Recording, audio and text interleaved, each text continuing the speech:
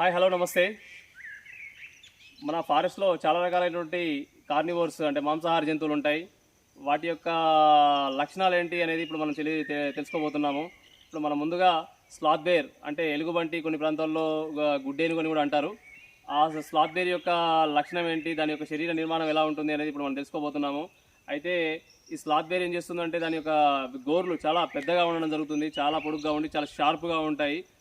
చెట్లు, పెద్ద పెద్ద చెట్లు, వాటి యొక్క ఆహారపు అలవాట్లు ఏంటంటే తేనె, చీమలు ఇట్లాంటి చిన్న చిన్న ఆహారాలు తీసుకుంటూ ఉంటుంది. ఆ తేనె తీసుకోవడం కోసం అని చెప్పేసి ఆ పెద్ద పెద్ద చెట్లు ఎక్కాల్సి వస్తుంది.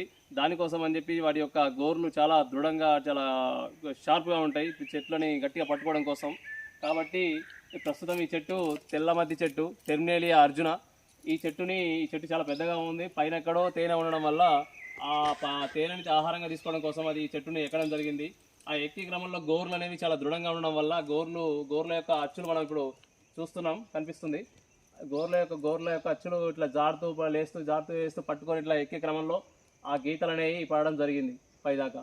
ఆ పైదాకా చేరుకున్న తర్వాత అది తేనెని ఆహారంగా తీసుకొని మళ్ళీ కిందికి దిగడం జరుగుతుంది. ఇలాగే ప్రతి చెట్టు ఎక్కుతూ దిగుతూ దాని యొక్క సర్వైవల్ ఉంటుంది.